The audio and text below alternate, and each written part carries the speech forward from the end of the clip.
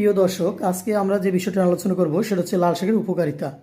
আমরা জানি লাল শাক একটি পুষ্টিকর শাক। আমাদের শরীরের জন্য যে সমস্ত উপকারী তার মধ্যে অন্যতম হচ্ছে রক্ত স্বল্পতা দূর করে।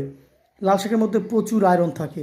এই যে প্রচুর আয়রন, সেই আয়রনের জন্য আমাদের শরীরে রক্ত স্বল্পতা বা যে অ্যানিমিয়ার সমস্যা থাকে সেকে প্রতিরোধ করে এবং রক্তের যে হিমোগ্লোবিন আছে সেগুলো বৃদ্ধিতে সহায়তা করে।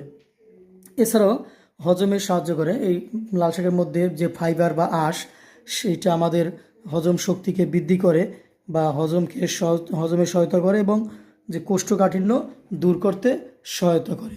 ফলে কোষ্ঠকাঠিন্যজনিত যে রোগগুলো হয় সেগুলো হওয়ার ঝুঁকিটা অনেকটা কমে যায় এবং আমাদের ত্বকের যে উজ্জ্বলতা বা স্বাস্থ্যকর ত্বকের জন্য কাজ করে এই লাল শাক।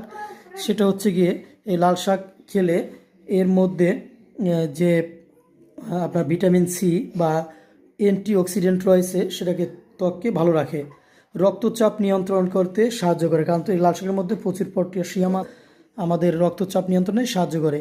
এছাড়াও বিভিন্ন ধরনের ভিটামিন এবং পুষ্টি উপাদান আছে, যেমন মধ্যে ভিটামিন এ আছে, সি আছে, কে আছে। প্রিয় দর্শক, লাল শাক আমাদের খুব উপকারী।